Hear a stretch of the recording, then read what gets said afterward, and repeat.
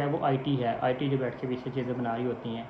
अब उसमें दो तरह के सॉफ्टवेयर होते हैं। एक, अगर मैं मोबाइल की एग्जांपल ले लेता हूँ या लैपटॉप के ले लेता हूँ या कंप्यूटर की ले लेता हूँ, तो बेसिकली उसमें दो तरह के सॉफ्टवेयर होते हैं। एक होता है एप्लीकेशन सॉफ्टवेयर और दूसरा होता है सिस्टम सॉफ्टवेयर। अब इन दोनों में डिफरेंस क्या है, ये बहुत सारे लोग ऐसे जो स्टडी कर रहे होते हैं शायद उनको भी इन चीज़ों का अंदाज़ा नहीं होता, क्योंकि जब वो प्रैक्टिकल लाइफ में आते हैं तब उनको ये सारी चीज़ें फेस करनी पड़ रही होती हैं कि सिस्टम सॉफ्टवेयर क्या है और एप्लीकेशन सॉफ्टवेयर क्या है। सिस्टम सॉफ्टवेयर का मतलब ये होता है कि जो आपके पास मोबाइल है, एंड्रॉयड है या आईफोन है या कंप्यूटर है या लैपटॉप है, उसके ऊपर जो ऑपरेटिंग सिस्टम होता है उसको हम कहते हैं सिस्टम सॉफ्टवेयर। वो मैकबुक भी हो सकती है, वो एंड्रॉयड का ऑपरेटिंग सिस्टम भी हो सकता है, वो आईफोन का भी हो सकता है, वो विंडोज़ भी हो सकती हैं, जैसे आजकल विंडो 11 विंडो 12 चल रही हैं, वो भी हो सकती है, विंडो 11 तक यूज़ हो रही है नॉर्मल।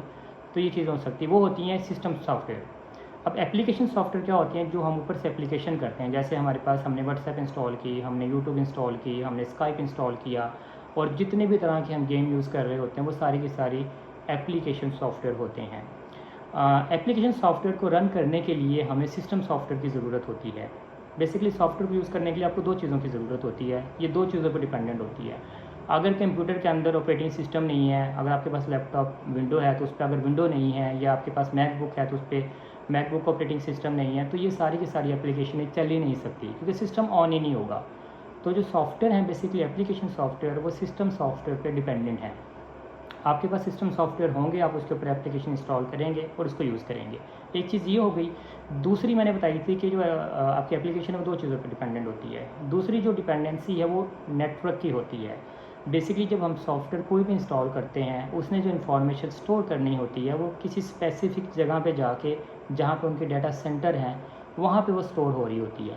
अब हम बड़ी आराम से अपने पास टाइप करते हैं, उसको एक्सेस कर लेते हैं, नज़र आ जाती है, लेकिन बेसिकली उसको एक्सेस करने के लिए भी हमें कनेक्टिविटी चाहिए होती है, जिसको अमूमन हम नेटवर्क बोल देते हैं सादा अल्फाज में। हम लोग खैर उसको इंफ्रास्ट्रक्चर या बाकी चीज़ें बोलते हैं, तो उसकी ज़रूरत भी होती है। अगर ये दोनों चीज़ें ना हों तो आपकी एप्लीकेशन नहीं चल सकती। फॉर एग्ज़ाम्पल, आपके पास मोबाइल है, आपका एंड्रॉयड है या आईफोन है, उसमें सिस्टम सॉफ्टवेयर तो है क्योंकि आप मोबाइल यूज़ कर रहे हैं, आप कोई ऐप करते हैं तो उसके ऊपर एप्लीकेशन सॉफ्टवेयर भी हो गया।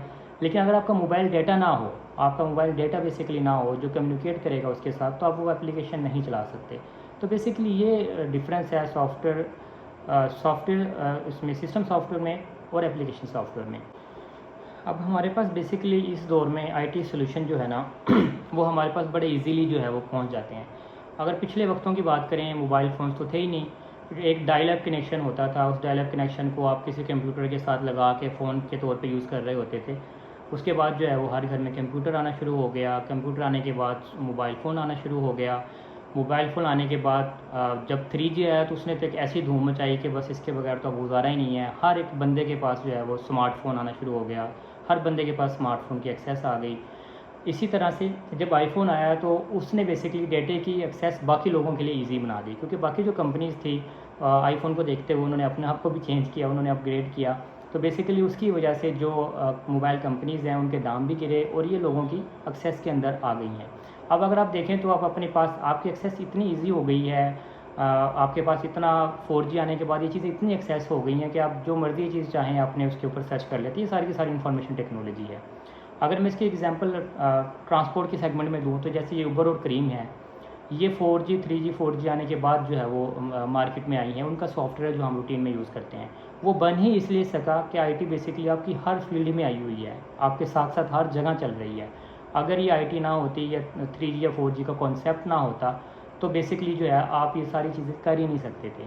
अगर आप आज के दौर को पिछले 10 साल से कंपेयर करते हैं, उससे पीछे चले जाते हैं, तो आपको ये सारी चीज़ें नज़र ही नहीं आती। ना स्मार्टफोन थे, ना इंटरनेट था, ना 3G था, ना 4G था, डायल अप कनेक्शन चलते होते थे। तो बेसिकली ये ग्रूमिंग है जो साथ साथ हमारी लाइफ में हुई है और ये एक्सेस हो रही है, मज़ीद इसने आगे बढ़ना है, इसने एक्सीड करना है आगे। ये चीज़ें लोगों के एक्सेस में ज़्यादा होनी है, आने वाले दौर में कोई मज़ीद ऐसी चीज़ आ जाएगी। तो ये कुछ इन्फॉर्मेशन थी जो मैंने आईटी से रिलेटेड शेयर की है। आपकी कोशिश की है कि आपकी रूटीन से रिलेटेड, आपकी लाइफ से रिलेटेड जो चीज़ें हैं, जो आप इर्द गिर्द देख रहे हैं, उसको मैं जो है वो आपके सामने रखूँ। वैसे इस पे बोलने को बहुत ज़्यादा बोला जा सकता है, इस पे बहुत ज़्यादा बात की जा सकती है, इसके बहुत ज़्यादा टॉपिक हैं, इसके बहुत ज़्यादा सेगमेंट हैं। आप चाहें तो आप उसको जो है ना मल्टीपल वीडियोज़ या लेक्चर के अंदर उसको कवर कर सकते हैं। मुझे रिक्वेस्ट की थी तो मैंने सोचा कि मैं आपको थोड़ा सा जो है वो बता दूँ कि आईटी इन्फॉर्मेशन बेसिकली होती क्या है, उसमें चीज़ें क्या होती हैं, उसमें सारा कुछ। अच्छा, एंड पे मैं एक चीज़ आप लोगों से ज़रूर शेयर करना चाहूँगा। Being as a IT student, जब हम लोग पढ़ रहे होते हैं, हम लोग थे तो हमारा भी यही था कि यार हम जॉब तो आईटी तो कर रहे हैं, लेकिन हमारे माइंड डायरेक्शन क्लियर ही नहीं होता कि हमने आगे करना क्या है, हमने किस फील्ड में जाना है, हमारी फील्ड क्या क्या हो सकती हैं। जैसे मैंने ब्लॉग के शुरू में भी बताया था कि आईटी कौन कौन सी जॉब क्रिएट हो सकती है, मैं वो भी बताऊँगा आपको। अभी डिटेल में आपको किसी और वीडियो में शेयर करूँगा, शॉर्ट में आपसे शेयर कर लेता हूँ कि जब आप आईटी की डिग्री करके निकलते हैं, वेदर इट बी BSIT है, MCS है, MS है, मुख्तलिफ आई टी की, मुख्तलिफ सॉफ्टवेयर इंजीनियरिंग की कंपनीज, यूनिवर्सिटीज़ मुख्तलिफ सॉफ्टवेयर इंजीनियरिंग की डिग्रीज़ करवा रही होती हैं, बाकी सारी चीज़ें भी हो रही होती हैं। तो उसके बाद आपके पास मल्टीपल जॉब्स होती हैं। अब वो डिपेंड करता है आपके ऊपर कि आप कौन सी जॉब करना चाहते हैं। लाइक उसमें आप वेबसाइट की तरफ जा सकते हैं, आप एंड्रॉयड डेवलपमेंट की तरफ जा सकते हैं, आप आईफोन के डेवलपमेंट की तरफ जा सकते हैं। इसी तरीके से आप डेटाबेसेस की तरफ जा सकते हैं, आप ओरेकल की तरफ जा सकते हैं।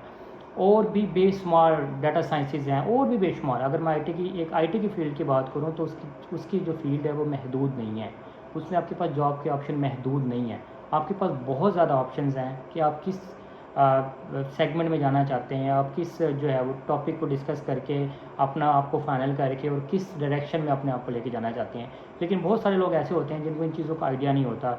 वो जब स्टडी करके निकलते हैं तो उनके माइंड में ये होता है कि बस कहीं जॉब मिल जाए, कहीं इंटर्नशिप मिल जाए तो हम कर लें। खैर, आईटी की और भी बहुत सारी जॉब्स हैं जो हो सकती हैं, वो मैं किसी और व्लॉग में आप लोगों से शेयर करूँगा। अपना और अपने चाहने वालों का ख्याल रखिएगा। मुझे दीजिए इजाज़त। अल्लाह हाफ़िज़।